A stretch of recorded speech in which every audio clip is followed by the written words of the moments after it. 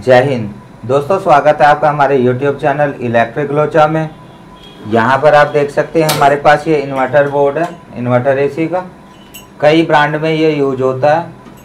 ये शायद गोदरेज में लगा हुआ है, लेकिन कई ब्रांड इसको यूज करते हैं।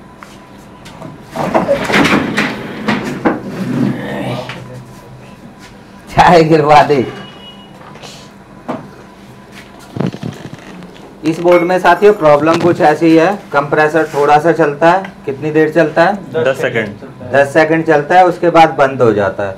तो पहले इसको चलाकर दिखाएंगे कंप्रेसर इस पर कैसी प्रॉब्लम आ रही है, ताकि आप ठीक से समझ सके कब ऐसी कंडीशन में क्या चीज़ देखनी है। तो साथियों इस बोर्ड को रिपेयर करने वाले हमारे स्टूडेंट, तो देखते हैं कौन रिपेयर करता है। तो कौन रिपेयर करेगा? मैं रिपेयर करूंगा सर। ये हमने सारे बोर्ड के कनेक्शन कर लिए हैं, कंप्रेसर लगा दिया गया है और हम सप्लाई देके देखते हैं।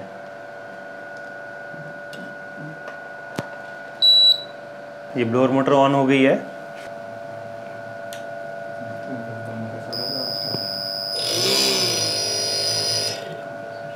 अभी ये कंप्रेसर ने स्टार्ट होने का ट्राई किया, बट ये कुछ सेकंड चल के बंद हो गया है। और हम एक बार वेट करके देख लेते हैं, ये दोबारा अटेम्प्ट करेगा तो कितनी देर स्टार्ट होके बंद होता है वो देख लेते हैं, फिर चेक करते हैं इसे। ये एग्जॉस्ट बंद कर दो, इसकी बहुत आवाज आ रही है।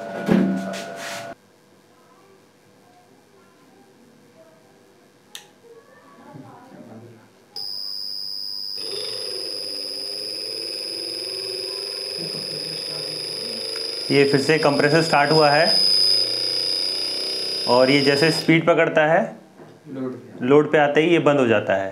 तो अभी इसे अपन चेक करते हैं। जैसा कि देख सकते हैं हमने इसका हीट सिंक निकाल लिया है और हम इसे ऑन करके चेक करेंगे वोल्टेजेस कितने बन रहे हैं इस पर। तो इसके अंदर हम देख पा रहे हैं कि इसमें जो कंपैरेटर आईसी लगी है वो लगी है OPA 2473। तो इसमें हम पहले VCC वोल्टेज चेक कर लेते हैं कि आ रहे हैं कि नहीं।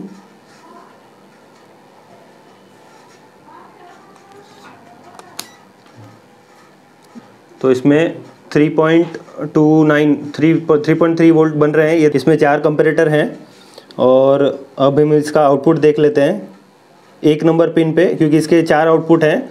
1 नंबर, 7 नंबर, 8 नंबर और 14 नंबर। इसके 1 नंबर पे आउटपुट आ रही है 3.2, जो कि VCC के बराबर है। हम दूसरे पे चेक करते हैं। 7 नंबर पिन पर आ रही है 1.64, 8 नंबर पर आ रही है 1.62 और 14 नंबर पर आ रही है 1.63। तो अब हमें इनकी इनपुट भी देखनी रहेगी। यहाँ पर हम देख रहे हैं कि इसकी जो माइनस पिन है उस पर 200 मिलीवोल्ट बन रहे हैं और इसकी पॉजिटिव पिन जो है उस पर 540 मिलीवोल्ट बन रहे हैं। तो पर हम इसमें देख रहे हैं कि इसमें डिवाइडर बना हुआ है और दोनों साइड से सेम डिवाइडर है। एक 15K की रेजिस्टेंस लग के 1K के साथ एक डिवाइडर बना है और दूसरे में आउटपुट के साथ एक बना है। तो यहाँ पर हम देख सकते हैं कि इसका जो डिवाइडर बनने के बाद इसकी जो वोल्टेज आने चाहिए वो कैलकुलेशन के हिसाब से 200 मिलीवोल्ट ही आने चाहिए, जो कि पिन नंबर 2 पे सही आ रहे हैं, पर पिन नंबर 3 पे जो डिवाइडर से वोल्टेज आ रहे हैं वो गलत आ रहे हैं। पिन नंबर 2 पे जो वोल्टेज बन रहे हैं ये ज़्यादा हैं, क्योंकि दोनों साइड सेम लूप है तो यहाँ पर इक्वल वोल्टेज होना चाहिए।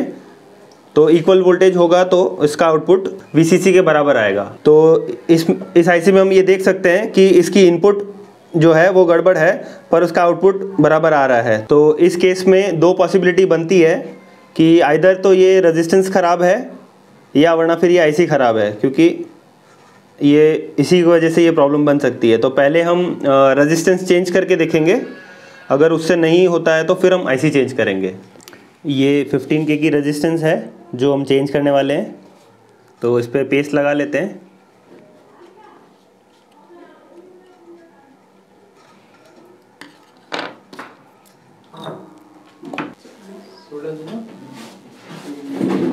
निकल गया। ये हमारे पास नई 15K की रेजिस्टेंस है, इसको हम लगा देते हैं यहाँ पे।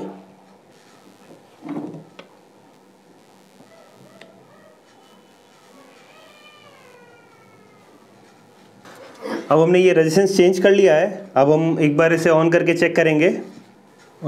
अब हम यहाँ पे वोल्टेज चेक करते हैं। 3 नंबर पिन पे जो वोल्टेज नहीं आ रहे थे, अभी आप देख सकते हैं वोल्टेज बराबर आ रहे हैं 3 नंबर पिन पर और 2 नंबर पिन पर भी। तो 2 नंबर पिन और 3 नंबर पिन पर ऑलमोस्ट इक्वल वोल्टेजेस हैं। 200 मिलीवोल्ट हमको चाहिए थे, तो दोनों पे सेम वोल्टेज आने चाहिए। अब वो आ रहे हैं और इसके आउटपुट आप देख सकते हैं 3.3 वोल्ट जैसी आ रही है अप्रॉक्स। हमने इसकी रेजिस्टेंस चेंज कर ली है और चालू करके चेक किया तो हम देख रहे हैं कि दोनों चीज़ें सही हो गई है, इनपुट भी और आउटपुट भी। तो अब हम इस पर कंप्रेसर चला के चेक करेंगे।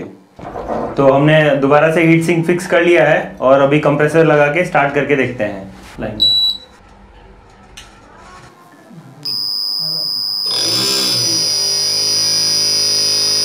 तो अभी जैसे कि आप देख सकते हैं कंप्रेसर स्टार्ट हो गया है और अच्छे से वर्क कर रहा है।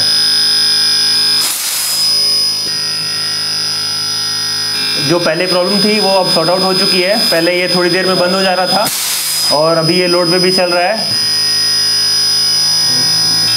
इस कंप्रेसर में स्पीड अच्छे से बन रही है, अभी देख सकते हैं आप। अभी ये फुल लोड पे आ गया और स्पीड फुल है इसकी।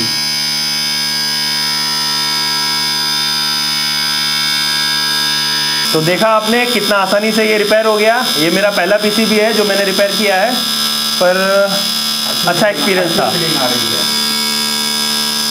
तो साथियों, आपने देखा ये वाला बोर्ड इतनी आसानी से जितेंद्र ने रिपेयर कर दिया। जितेंद्र, बताओ कुछ अपने बारे में, कैसा लगा तुम्हें, कैसी फीलिंग आई? सर ये बहुत अच्छा एक्सपीरियंस था। ये मेरा फर्स्ट टाइम है, इससे पहले मैंने बोर्ड कभी रिपेयर किए नहीं है, बट अब लगता है कि कर सकता हूँ और थोड़ा और प्रैक्टिस करूँगा अच्छे से तो सारे रिपेयर हो जाएंगे।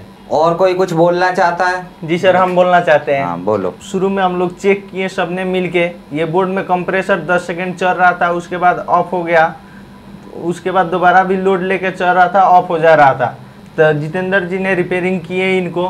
तो रंजन, तुम्हारा भी नंबर आएगा, तुम्हें भी दिखाना पड़ेगा करके, तब पता चलेगा कर पाते हो या नहीं कर पाते हो। जी सर, इसके बाद हमारा नंबर आएगा, हम रिपेयरिंग करेंगे, फुल कॉन्फिडेंस के साथ करेंगे सर। जैसा कि आप लोगों ने देखा, हमारे टीम वर्क जो थे, हम लोग जितने भी 4-5 दोस्त थे, हमें दिया गया एक बोर्ड बनाने के लिए, जो कि मैंने कभी इन्वर्टर के बोर्ड पे कभी देखा भी नहीं था कि कैसे वर्क करता और क्या होता है और कैसे चलती है।